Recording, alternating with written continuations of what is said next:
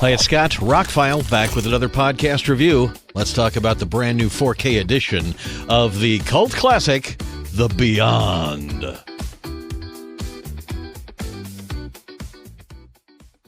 This is one of those Italian horror movies that was usually paired up with something else in the 80s, like Halloween or something. I saw a lot of these kind of movies at the drive-in.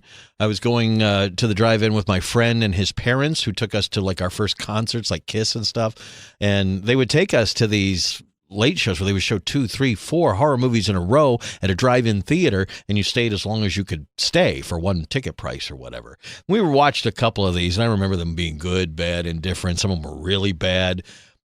I don't think I'd ever seen The Beyond. When I saw this advertised earlier this year, I'm like, I don't think I've ever seen that, but I remember like the poster and whatever. Turns out when it was released in the United States in 1983, 2 years after its release in Italy, they retitled it Seven Doors of Death and cut some of the violence out of it. Didn't get to see an unedited version until 1996 when Lucio Fulci died. He's the guy who directed it, and he's a very famous Italian horror director. I think this is maybe not one of his best, but definitely one of his most celebrated because it's weird, and I like that.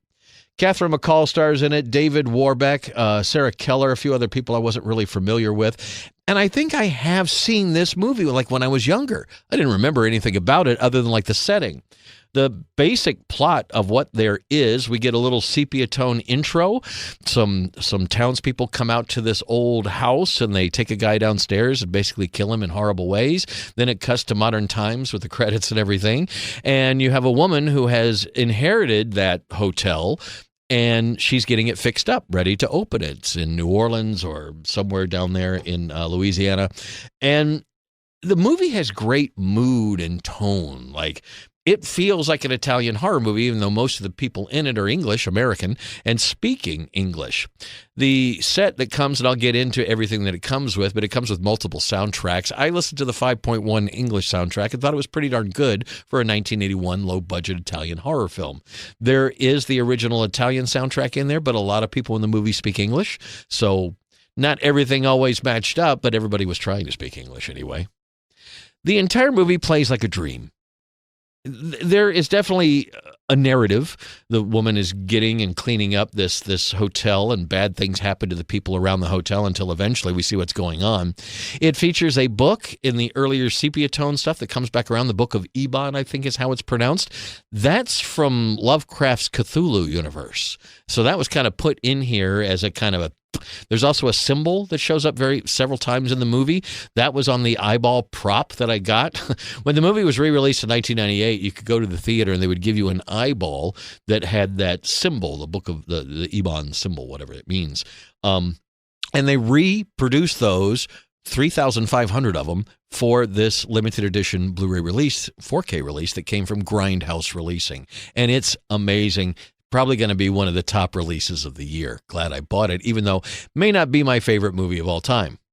What I like about this, and I've started re-watching, I watched Deep Red last year. I watched The Cemetery Man, which is Della Morte dell'Amore, and a few others. I do, and I'm waiting to watch The Church and The Sect. So I'm getting back into these Italian horror movies because I got to admit, when I was a kid and getting into horror movies, the Italian ones just didn't really do it for me. They were dark, depressing. You felt like you weren't going to get out of the movie theater in some of those films. They're just really dark, which I like the effects of them, but the movies kind of left me cold. Maybe it was the dubbing or the subtitling, whatever. Watching them now, I appreciate how many things in modern horror movies have been taken from those movies. And I got to admit, when I sat down to watch The Beyond, I thought this was going to be more like City of the Living Dead or something, a lot gorier than it was. Now, it is gory, and they were just really getting into melting scenes.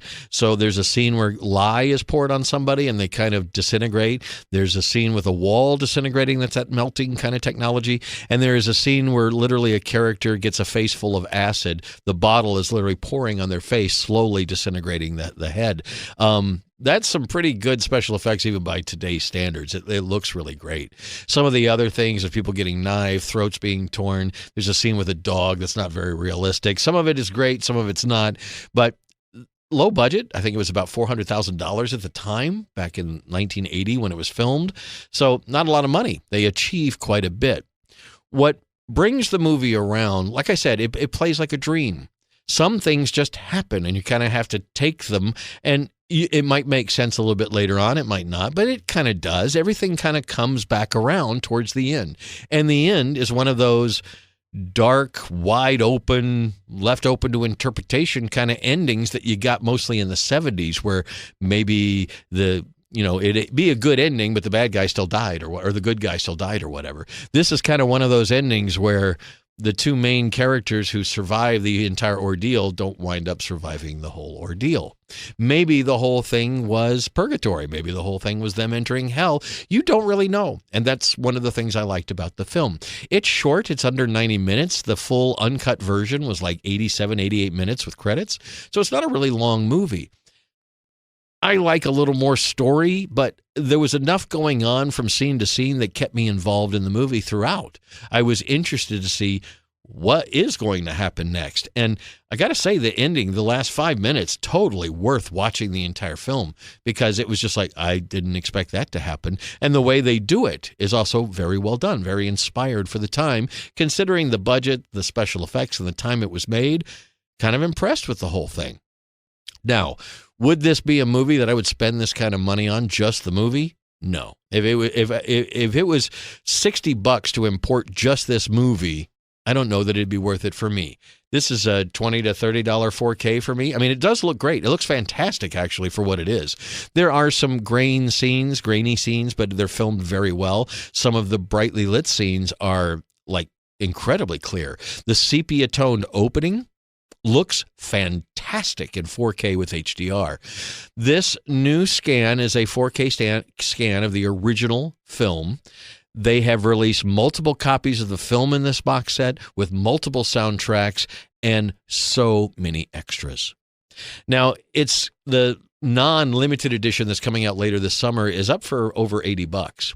I would still say that if you like these kind of movies and you like Italian horror movies in general, then pick up the set for everything else. There are 2 full Blu-rays of extras. Hours and hours. It starts with a 1995 interview that was kind of lost. It's an hour long with the 2 main stars. That was pretty amazing. Then there are a bunch of new 20, 30-minute little interviews with all the people that worked on the movie that are still alive. Actors, actresses, special effects people, the cinematographer, that kind of stuff. Even the composer.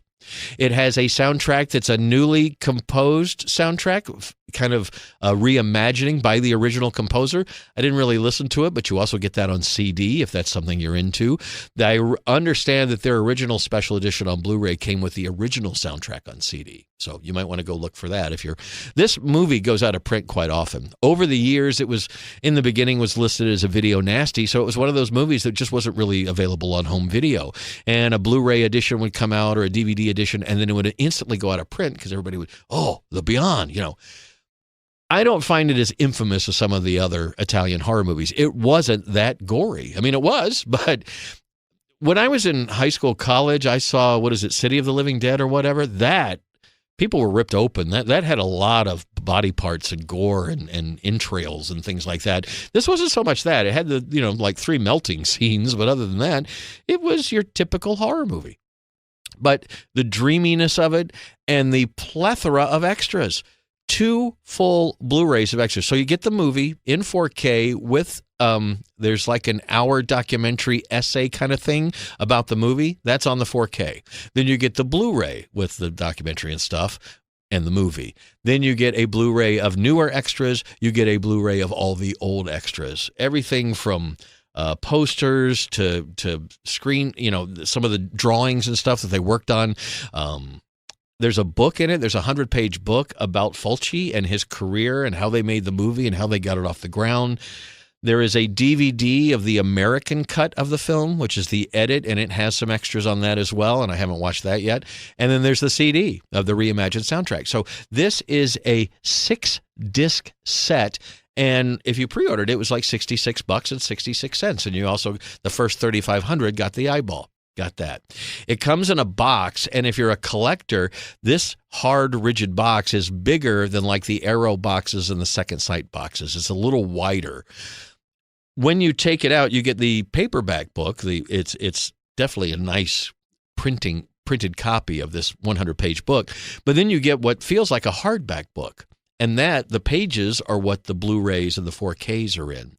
Now, some reviews have warned that you're going to scratch them taking it in and out of there. You probably won't. I would be careful with the CD and the DVD, but Blu-rays and 4Ks have a coating on them, and they're not real easy to scratch. So I don't think taking them out of these paper sleeves are going to be bad. When each page of this book you flip over, it's got artwork of the movie. Each one of the discs has different artwork on it. If you're into this kind of packaging thing, they really went all out. And each page also lists all the extras and everything you will find on that particular disc. So you flip it over, there's a 4K, then there's a Blu-ray, then there's another Blu-ray, a DVD, and then a CD. It is an incredible box set. It is, to produce it, I don't know how much money they're making on it. It's a great restoration of the movie, probably the best it is ever going to look. It sounds great. You get more extras. Hours and hours and hours. I think they said there was, 25 hours of extras or something like that. I guess if you watched them with all the commentaries and everything, there's a lot of stuff in here. I watched the first disc of extras, and that took a whole evening. I started watching the second disc, but it's all older stuff, and it's not so much repetitive because they talk to some people who are no longer alive and that kind of thing. But all in all, what an incredible package. Like I said, movie, probably about 3.5 out of 5 on my list of Italian horror movies. I like the dreaminess of it. I like the effects, and I like the overall feel when I got done with it. And I love the packaging. I love the extras. That it's a bigger hard box, that the books are bigger and all that. That's a good thing. And I think it was worth the money. And I like having a little eyeball too. So it'll be coming out in a non-limited edition this summer. I think that's going for about $75 to $85 right now if you pre-order it. Might come down, might not. I don't know how limited that's going to be. Like I said, over the years, this movie's gone out of print. Should you rush right out and get it? If you love Italian horror films and you're trying to complete all of Fulci's movies, then yes, I think it belongs in your collection. If you are not a fan of Italian horror movies, then I would probably go over to a friend's house and watch this on streaming or whatever before you spent the money on it. But for me, being a collector and the amount of information I learned just watching the extras, you learn a lot about all Italian horror movies. Why they made this one, what was behind it, what did they do after this, what did they do before this, what led to this. There is a lot of that in the essays in the book and in the extras. It was fascinating. For a student of film, you're going to learn a lot about Italian movies with all the extras that are on the Beyond. Grindhouse knocked it out of the park. This is as good as any of the special editions from Arrow, Second Sight, Severin. Very impressed with it. Grindhouse releasing. I understand they've got some other big releases coming later on in the year. I'm stoked. This is one of the first times I actually took a chance on ordering one of these giant box sets, a movie I had not seen before. And wow, totally worth it. I will pull this out when somebody says, I want to see an Italian horror movie I've never seen. Probably haven't seen The Beyond, and it's a strange one. Again, not as gory as some of the other ones I own, but pretty darn good movie. Lots of extras, incredible package. Pick it up if you're a student of such things. I'm Scott. I'm ROCKFILE. More podcasts are on the way, more drone videos too. Please like, share, and subscribe, and have a spectacular day.